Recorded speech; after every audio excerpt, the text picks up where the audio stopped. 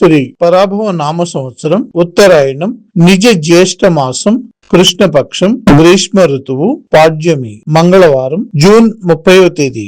అఖిలాండ కోటి బ్రహ్మాండ నాయకుడైన స్వర్ణగిరి శ్రీ వెంకటేశ్వర స్వామి వారికి ప్రాతః కాలంలో అర్చక స్వాములు సుప్రభాత సేవను విశేషంగా నిర్వహించడం జరిగింది. సుప్రభాత సేవ అనంతరం శ్రీ మహాలక్ష్మి అమ్మవారు 33 కోట్ల దేవతలు కొలువు తీరినట్టి గోపృష్ఠ దర్శనాన్ని చేయించడం జరిగింది. ఈ రోజు 5:45 శ్రీ వెంకటేశ్వర స్వామి వారికి నిత్యారాధన నిమిత్తం అర్చక స్వాములు వేద మంత్రోచ్చరణలతో సువర్ణ బిందె తీర్థమును బంగారు బావి నుండి తీసుకువచ్చారు. ఉదయం 6 గంటలకు అలంకార ప్రియుడైన స్వర్ణగిరి శ్రీ వెంకటేశ్వర స్వామి వారికి అర్చక స్వాములు మేళతాళ మృదంగ మంగళధ్వనుల మధ్య సుగంధభరితమైన పుష్పమాలలతో తోమాల సేవను నయన మనోహరంగా నిర్వహించారు. ఉదయం 7 గంటలకు శ్రీ వెంకటేశ్వర స్వామి వారిని మణిమయ శోభిత స్వర్ణాభరణాలతో పరిమళ భరత పుష్పమాలలతో శోభాయమానంగా అలంకరించి సహస్ర నామార్చన సేవను ఘనంగా నిర్వహించారు. స్వర్ణగిరి శ్రీ వెంకటేశ్వర స్వామి దివ్య క్షేత్రంలో లోక కళ్యాణం కోసం అర్చక స్వాములు శ్రీ సుదర్శన నారసింహ హవనంను నిర్వహించారు.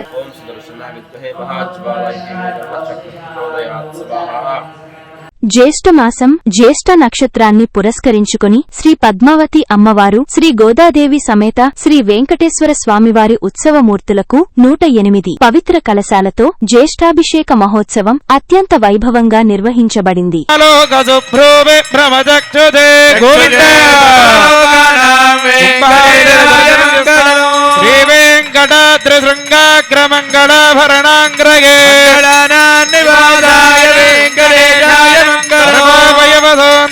సంపద సర్వదే దశమోహనాయాస్తు వెంకటేశాయ గణాదాన పరేః మదాచార్య పురోగమేః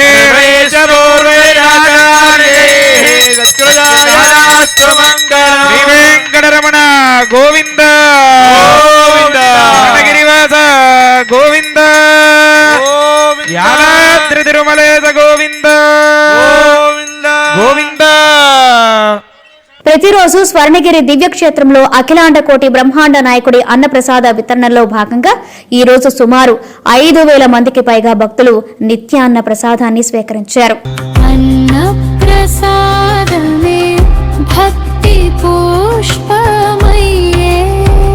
సాయంత్రం 6:30 ఆది మధ్యాంతరహితుడైన స్వర్ణగిరి శ్రీ వెంకటేశ్వర స్వామి వారిని మాడ వీధులలో శోభాయమానంగా ఊరేగిస్తూ భక్తులు గోవింద నామస్మరణలతో మేళతాళ మృదంగ మంగళధ్వనుల మధ్య శ్రీ స్వామివారి తిరువీధి ఉత్సవ సేవను ఘనంగా నిర్వహించారు.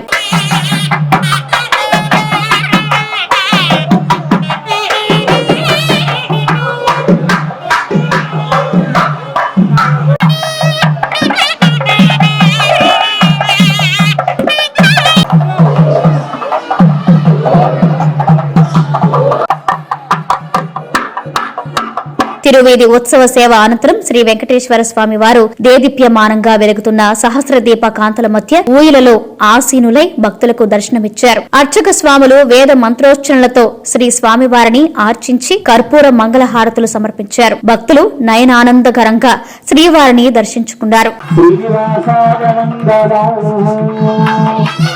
లక్ష్మీ వెంకటేశ గోవింద.